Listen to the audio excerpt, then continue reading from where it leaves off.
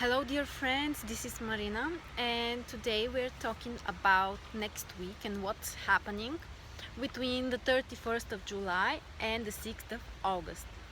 And on the very last day of the month, we have Venus moving to Cancer. And this is a very interesting ingression because Venus is a planet related with our emotions, with how we feel, relationship issues. Of course, this is the planet of love, and Cancer is also a very emotional sign. So there is a harmony between the energy of the planet and the sign. However, Venus is not considered to be in a very strong position in Cancer.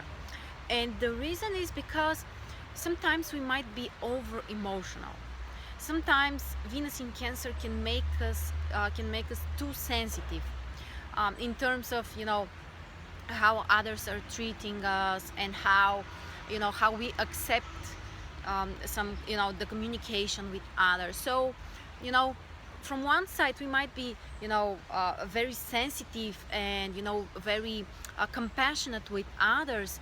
We might be very kind with others, we might be very polite, but on the other hand we might be too sensitive and we can get insulted too easily.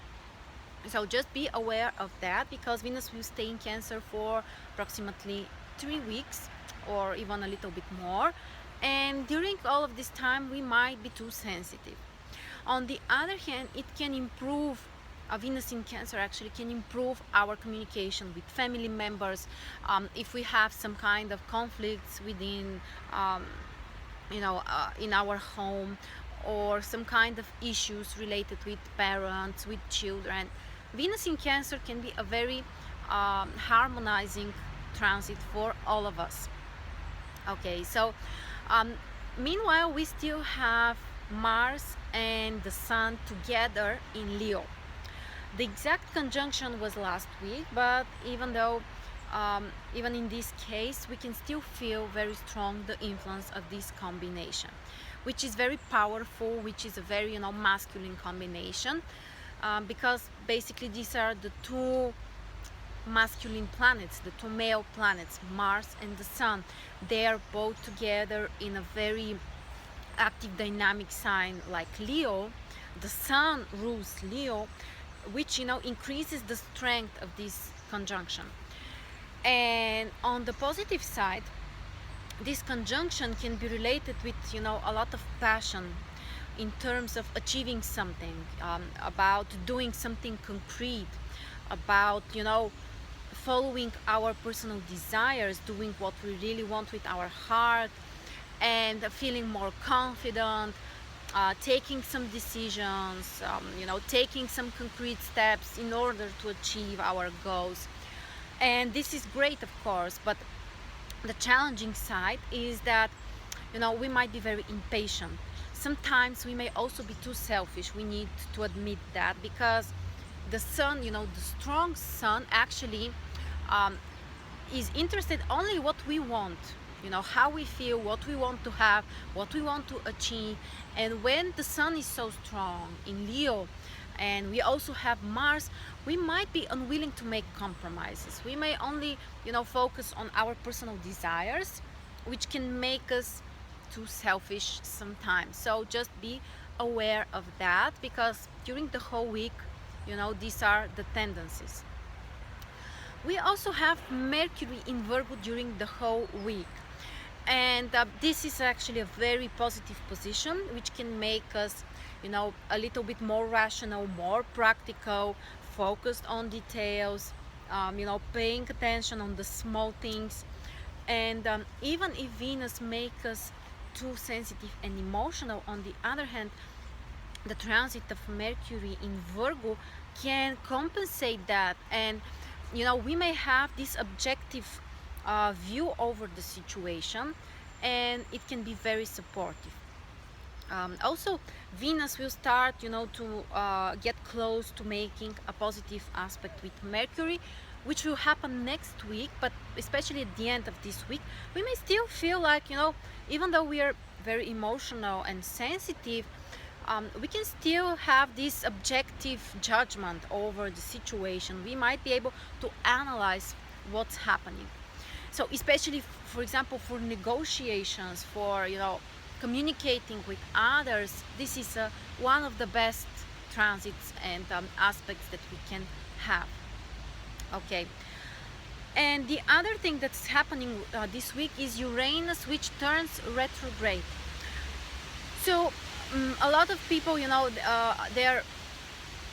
they can get afraid of this transit. Well, what's going to happen, how it will influence us. The truth is that this is not such a significant transit, because almost half of the year, let's say around 5 months during the year, Uranus is retrograde. So it's not such a big deal, like for example having Mercury or Venus retrograde. But of course it brings some changes. Especially active periods are the moments when actually Uranus is stationary before it changes the motion.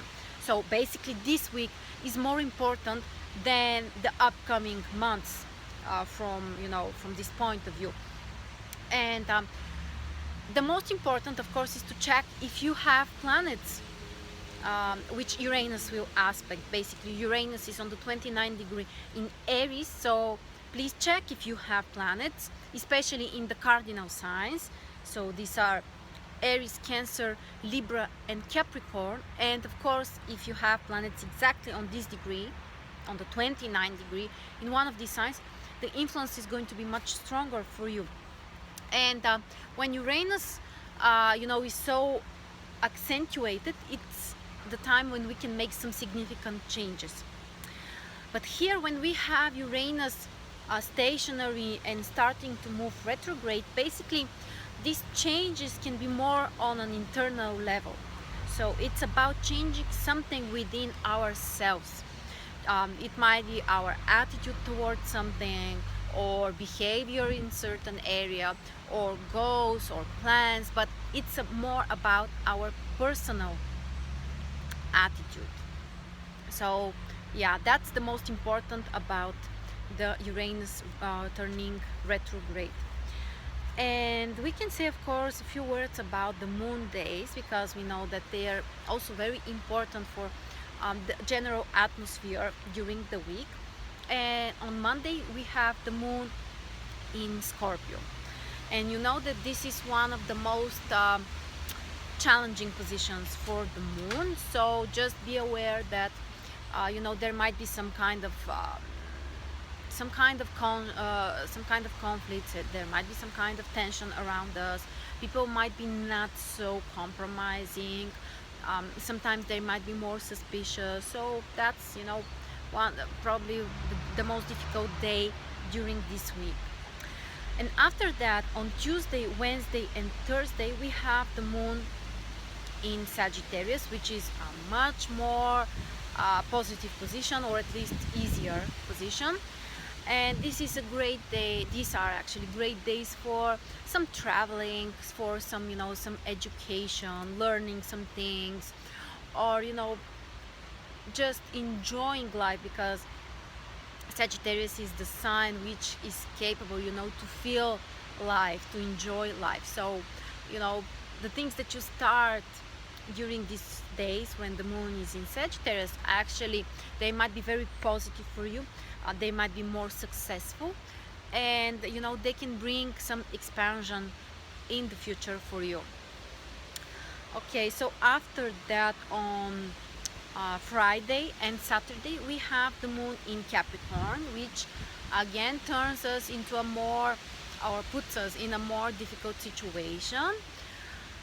These days they are very good for work. So for example, if you have some obligations, some things that you have to do, things that you need to take care of, business projects, structuring things, organizing things, the moon in Capricorn is very supportive.